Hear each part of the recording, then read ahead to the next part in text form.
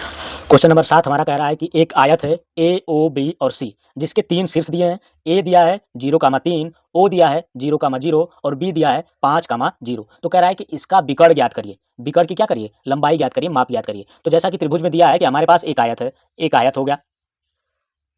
इसका एक बिंदु कह रहा है कि मूल बिंदु है 0,0। तो मान लेते हैं ये हमारा क्या मूल बिंदु है 0,0।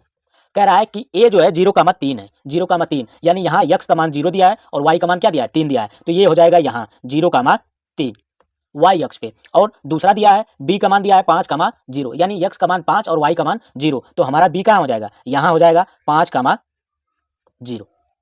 5,0 दो बिंदुओं के बीच की दूरी का फार्मूला लगाएंगे तो क्या हो जाता है? x 1 प्लस x2 का स्क्वायर, तो x यहाँ 0 है, यहाँ भी 0 है, उसका स्क्वायर करेंगे तो आ जाएगा 0। y और y1 प्लस y2 का स्क्वायर, तो 0 प्लस 3 का स्क्वायर 3, 9, यानी कि इसका जो मूल आएगा वो आएगा 3 इकाई।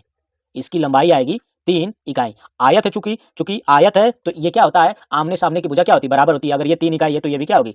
3 इकाई। ठीक, वैसे यहाँ दो बिंदुओं के बीच की दूरी का फार्मूला लगाएंगे और यहाँ x और y 0 दिया है और यहाँ दे दिया है x का मान 5 और y का मान 0। x1 प्लस x2 का स्क्वायर, x1 0 और x2 क्या है 5, 5 का स्क्वायर 25 हो जाएगा। y1 और y2 दोनों 0 है तो वो क्या हो जाएगा 0। 5 का स्क्वायर 25 और उसको वर्गमूल से निकालेंगे तो यहाँ इसकी जो लंबाई आएगी वो आएगी 5 इकाई।